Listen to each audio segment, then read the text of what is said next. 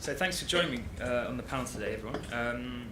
I'd like to sort of start with your sort of take on perhaps where 2018 went for the mining sector, and we've got a mixture of capital providers on here, so it'd be good to get your sort of views on how 2018 sort of ended, and what your sort of projections are for 2019, how you think, whether you're sort of positive or bullish on your outlook for investment and performance, of course, in the mining sector. So James, you're RCF, you're a large fund covering projects globally. What's your outlook from there? Yeah, sure. So I think 2018 was a difficult year for us. I think we didn't really get positive momentum with a lot of commodities, and there are green shoots that are starting to show, and I think we're encouraged by a lot of what we're seeing in the market. But I think we're waiting for a lot of capital to flow back in. Obviously, we're a big part of that and have capacity to fund a lot of the junior space. So we're excited about 2019. I don't think it's going to be a quick turnaround. I think it could be a while before we start to see some of the valuations we hope to see. But I think for us, it's about being patient. It's about being selective in terms of what we look at and proceed with, and stick with defensive assets, and you can't go wrong. And the defensive assets at the moment, talk us through some of those.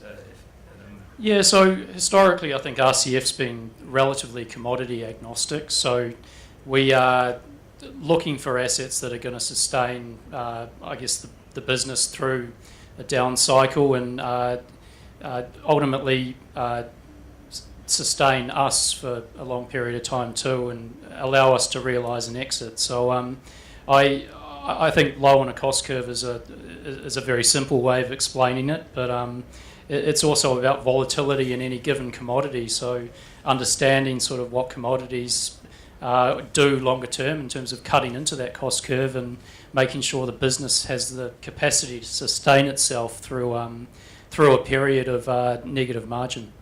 Yep. And how do you see different commodities playing out? Do you think there's sort of a split in terms of the markets depending on the commodity? These defensive investments that you're trying to place? Yeah, so we're a long-term investor, and I think we're very driven by fundamentals. So I think gold, obviously, and base metals is a big focus for us. I mean, like everyone, finding a quality base metals deposit is a high priority.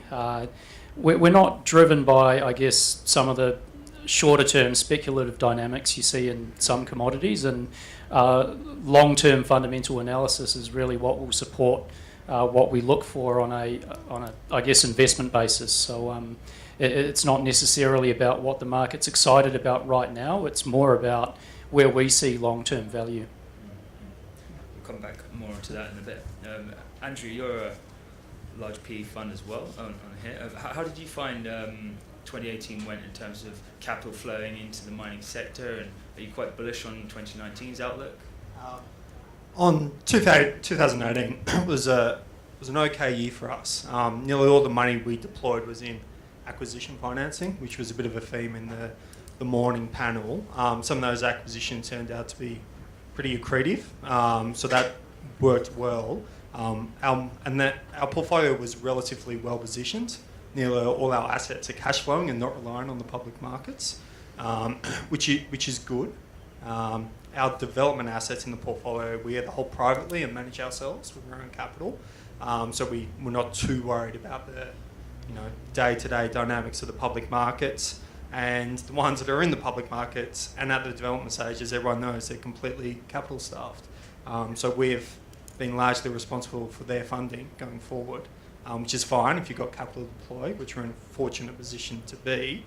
But the public markets need to come back, because at one point in time we are going to need to put our investments back into these public markets. So we need a buyer for them at some point in time. 2019, I guess I'm relatively positive. Trump doesn't give me any confidence in anything though. So gold, who knows? Gold is whatever you want it to be. Predicting the gold price is fraught with danger. Base metals, we'd love to find a base metals asset. We'd love to find a copper asset, but everyone here wants to find a copper asset, and when one turns up, it's going to be priced for the demand that's out there. So it's not that simple. We're interested, as always, in industrial minerals. One, because public markets usually don't understand them and aren't willing to fund them. So there's a bit of a potential arbitrage there in understanding and valuation. And yeah, long-term fundamentals, need to understand where the price is going to be in 5 years. And some of these more in vogue commodities, I really struggle, maybe it's me, but I really struggle to work out what's going to be the supply response in 5 years' time. I see more downside in supply response as there's going to be a lot more than people are thinking. So we usually just steer clear of them. You mentioned a lot of the sentiment from public markets and also wanting that to come back eventually, but what do you see might be the triggers to bring that back, or do you think this, and you mentioned with industrials, there's perhaps a misunderstanding there of the fundamentals of how those commodities are working on the public market side? Do you think that's an issue, or is it more public markets, public capital is sort of scared off of the mining industry for a prolonged period now? Yeah, I think the exploration and development stories are struggling to sustain, to find new money out there, because historically they've been a very poor investment.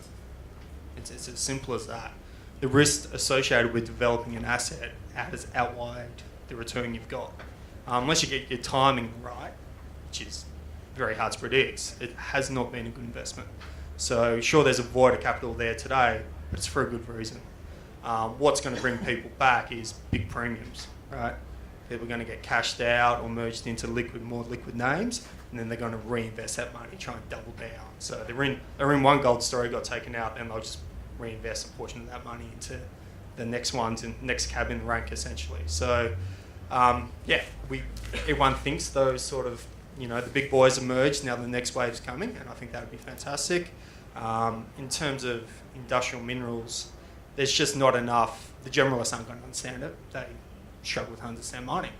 So, they're going to get their head around gold stocks and, gold multiples. Understanding industrial minerals company is difficult. You've got to understand the technical risk of the project, you've got to understand the geography it's in, and then you've got to understand the end market.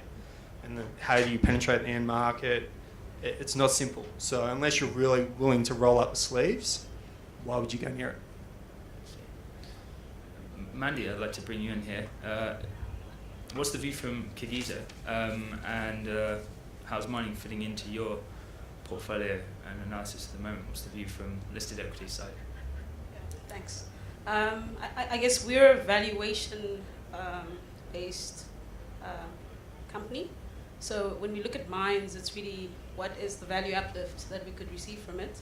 And I think for a while we took a view from a valuation perspective that, for instance, platinum group metals assets were attractive. And I think over the last sort of 2 years, that really has come to the fore. I think we are seeing PGM prices have recovered, and we've seen a better portfolio. So our portfolio has done well from that investment in platinum group metals assets. And I think going forward, it is about being very selective. So we were in a particular asset that was unattractive for a very long time, but the fundamentals were positive, and it's really about fundamentals in mining and not necessarily what is in fashion at any particular point in time. Yep. And I think going forward, it is about being selective, and we are looking for opportunities that are particularly interesting. But what's your sort of time horizon on these assets then, where the fundamentals are good, but perhaps it's not reflected in the share price? Do you have a slightly longer time horizon within your fund that you can hold that? So we are long-term investors. So you sort of have a 4 to 5 year outlook. That's what would be sort of my understanding of long-term. So we are in it for a while, and we're willing to wait through some of the pain, but fundamentals will sort of unveil themselves in time. And, Shao, I'd like to bring you in here. Yeah. What's your sort of take on 2018, the markets in general, and how does that fit into the funds that you manage? Yeah, so 2018 obviously started off with a bang with the world. We had synchronous global growth, high levels of growth, and as we went through the year, that tailed off, and that was reflected both in commodity prices and in the equity markets as well for the sector. So it ended off on a negative. Generally, I'm still quite positive from this point. I see it more as a mid-cycle slowdown. Some of the comments the panelists made earlier about the lack of interest. What we've seen, if you look at some of the majors, for instance, you've seen a de-equitization, to use a fancy word, but basically the sector's still on a footing where I think public markets distrust the companies involved, and you can see that in the ratings, and they distrust any capital being spent in the capital allocation itself, as one of the panelists remarked earlier. So what's happening is actually they're spending minimal levels of capital, returning as much capital, and they're still not enjoying a rating for that. The effect that's going to have in what's inherently a declining industry is that's going to manifest in supply eventually. And you could argue about some commodities, but generally there is decent global growth even with the trade war going on. And that's also giving us, although moderate levels of demand, there are levels of demand out there. Whereas I think if you project out over the medium term, you're likely to see a plateau to decline in supply without reinvestment at this stage. We know that the lead times are long, so everything I see now tells me that we're setting ourselves up for a bigger cycle somewhere out there in the future. So I'm quite bullish from this point. Excellent. And you've covered mining a fair bit in your previous roles as well. You're sort of like very commodities focused. Just tell us a bit about the sort of level that you go into in terms of coverage. It's obviously it's not the only sector that you look at within your fund, but it makes up a certain percentage as well. So I think maybe when I had a lot more time on my hands, I was spent a lot more time on the bottom-up fundamentals of specific commodities. But over time, I've seen less value in that. I think it's quite hard to try and forecast some of these specifics, and you always get random variables thrown at you. I think the price formation for a lot of these commodities has also become a lot more obscure. So we've seen sort of the locus shifting from what is, just for lack of a better word, very London focused to more, China as the center of gravity for a lot of these markets. And with that, data is a lot more opaque, and you've also got mixed sources of data. So I find, just never mind the challenges originally, but just the data available to try and get clear signals on price formation has been quite challenging. So I'm very specific in terms of a company framework. Obviously, always been very cash focused. So sort of NPV analysis, which by its inherently is very long term, and then also by commodities. I tend to be quite top down, and I tend not to try and take specific views on commodities or subsectors, as I think some of the other panelists remarked earlier as well. And tend to focus a lot more on the inherent characteristics of any of those investments. So I found a lot more value in, rather than trying to pick a cycle, in trying to pick one company in the same commodity over another company based on some of that company specific. So be that volume, cost performance, capital allocation. Those things are a lot easier to predict, a decade out.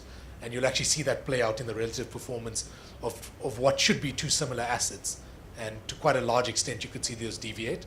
Obviously, capital allocation being the biggest risk, where someone could make a mistake. But inherently, over the long term and passage of time, you'll see the quality of two assets play out in its performance and its cash flow. So I think that's a lot easier. As a portfolio manager, I can take those bets with a lot more conviction. And that's where I found my ability to add value to portfolios over my career. Excellent.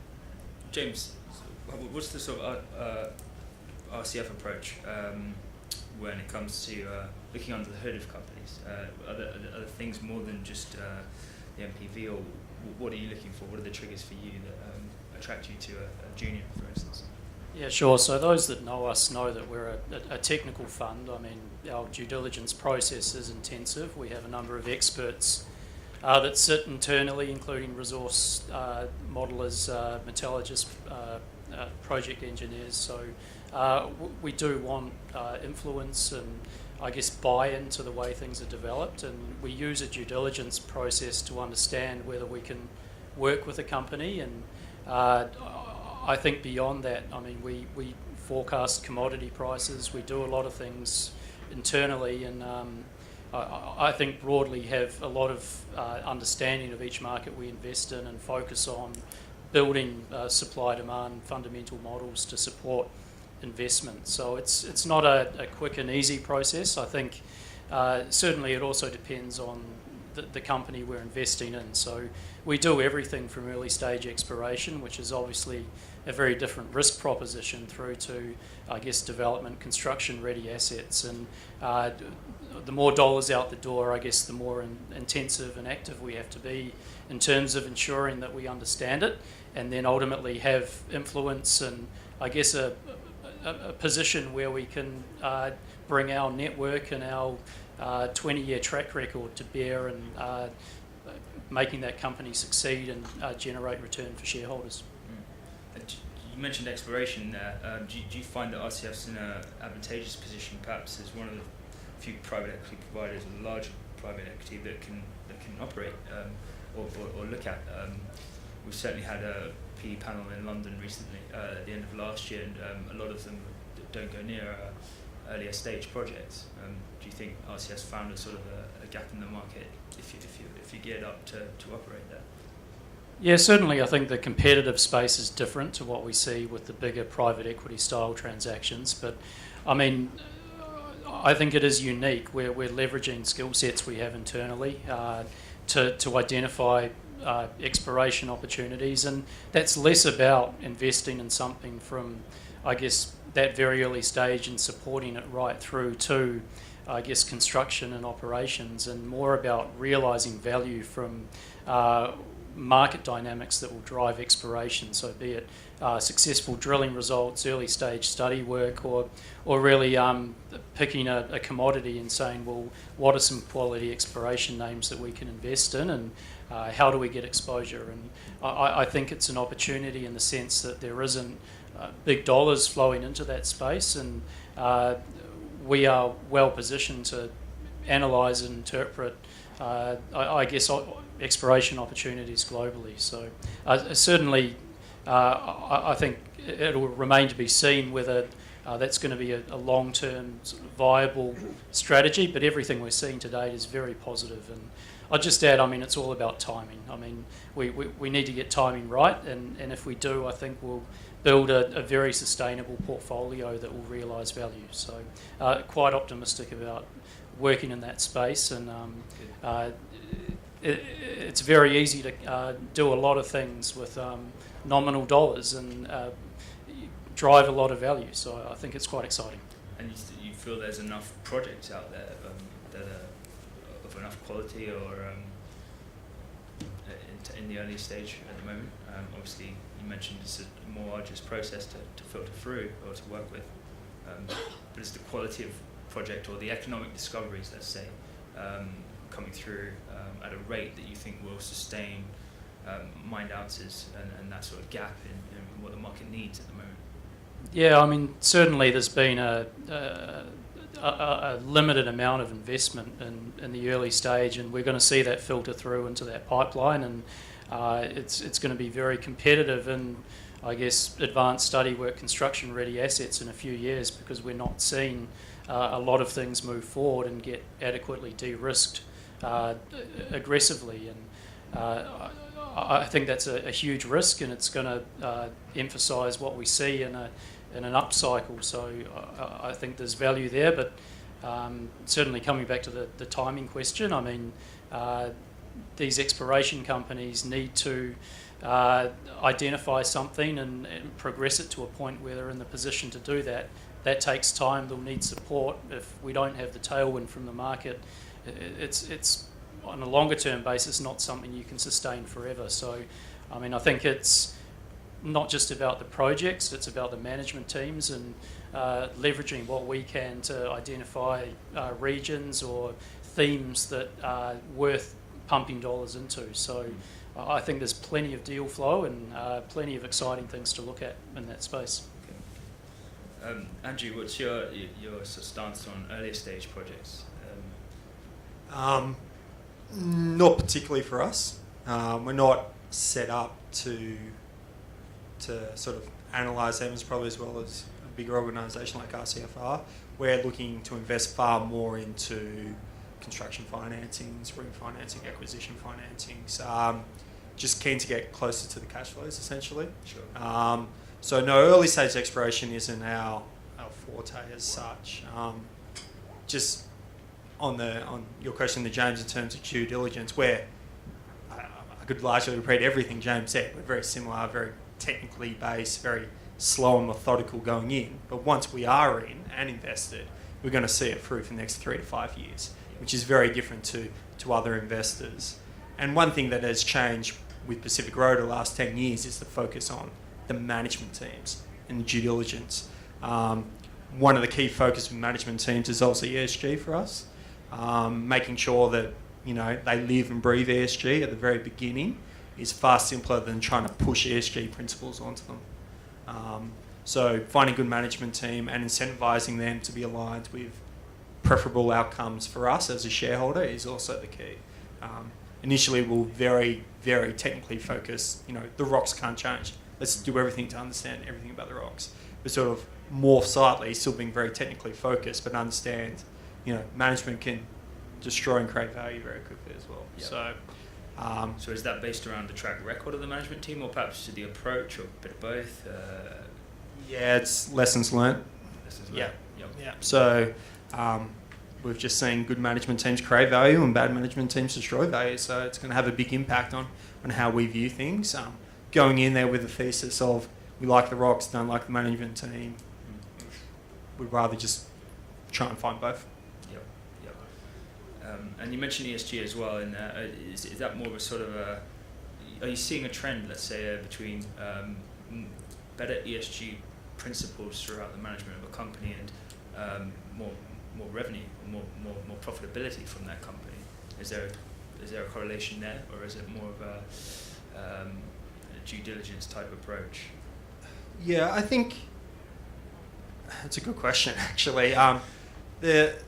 The focus on the ESG is probably correlated somewhat to the size of the company, the market cap of the company. Yep. If you're a small company, you probably don't have the resources to do everything you want to do from an ESG perspective. Yeah. But that doesn't mean you can't, assign to a certain amount of principles, which in effect can cost very little money to do.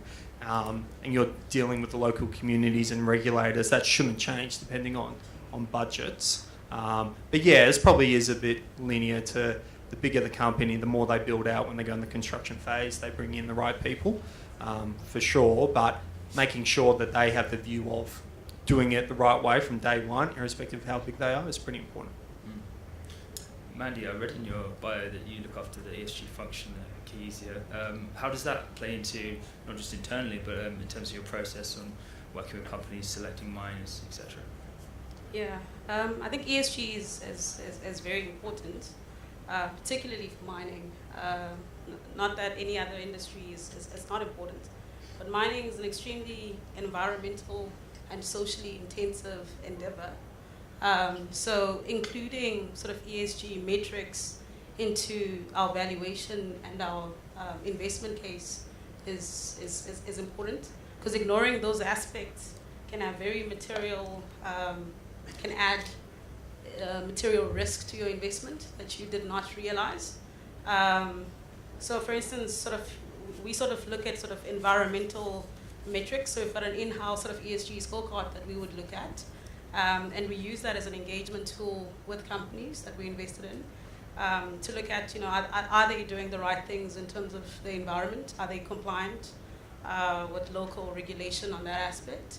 On the social aspect, so for instance, one of the things we look at is the type of mining that companies do. So for instance, an underground gold miner in South Africa mining sort of 5-6 kilometers underground versus an open pit miner are two very different structural risk factors.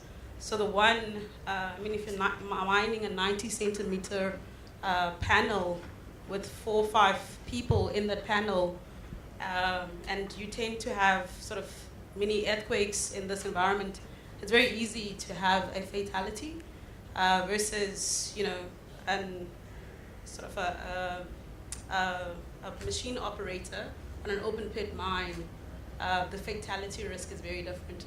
So this is stuff that we sort of would incorporate into our valuations to account for that sort of ESG risk. And I think governance, or finally sort of management, previous track record, capital allocation history is equally as important. So how do they sort of plan to manage the business, and how do they think about capital allocation and value creation? Shab, do you have anything further on ESG, how it sort of impacts your process, your research process in companies? So we definitely incorporate it as a separate factor, and that comes into our quality score. So we measure valuation. The three pillars are valuation, prospects, and quality in terms of our investment framework.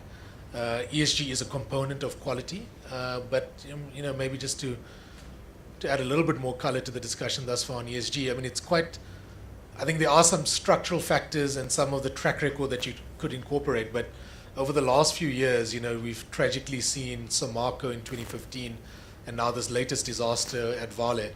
And that does raise some risk where, you talked about big companies typically being better performers. I met with Billiton maybe a year bit before the Samarco disaster, and they promised us that, their metrics were best in class across the world at any operation. So, if the Canadian standards on tailing dams was the best of breed, they'd incorporate that globally. And since then, we've seen some weaknesses in the structures employed. You look at Vale and what's coming out, they're saying they inspected the dam a couple of months ago. It was given the all clear. So I think we've got these big embedded multi-billion-dollar, and many live tail risks in these operations that I don't think investors fully appreciate or understand at this point. And I think, the whole thing needs a relook in terms of understanding some of the inherent risks in some of these practices, because, I think the assurances we've been given in the past can't really be relied on. What we perceived as, better management, maybe offset by some of these systemic design flaws in some of these processes. So I think there needs to be quite a bit of introspection going forward. And how do you put that pressure back onto the companies as an investor, or is that something you're sort of bringing up? Well, I think the first step would be to educate ourselves, in terms of, where these risks occur, and then, be quite targeted in how proactive we are with certain companies and management teams. Are there any questions from the audience? We've got a couple of minutes. Does anyone want to ask any questions to our fund managers up here? No? No one at the minute? We haven't really talked much about sort of jurisdiction preference, and I think we've got a mixture of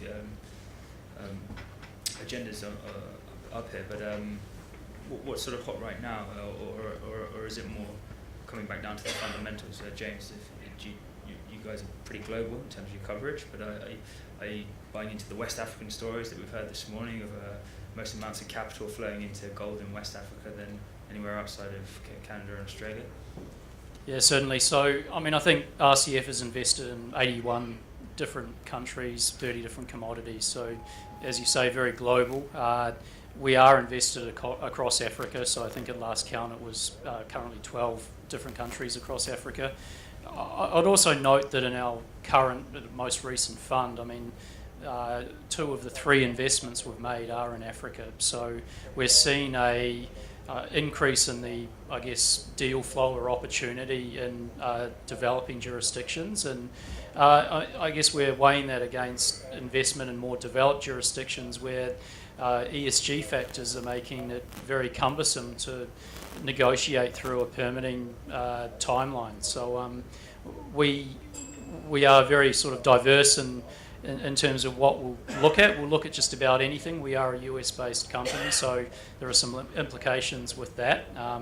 And then beyond that, from a personal safety perspective, if we can't go there, we won't invest. So that's about everything that would rule us out of considering a jurisdiction. So with that, I think very positive on some of the dynamics we're seeing across Africa, and particularly South Africa. I think there are some green shoots, and if you'd asked me that question 12 months ago, I would have given you a different answer. So look, I think there's certainly some re-evaluation of where we can invest on a constant basis, and we look forward to doing more in Africa.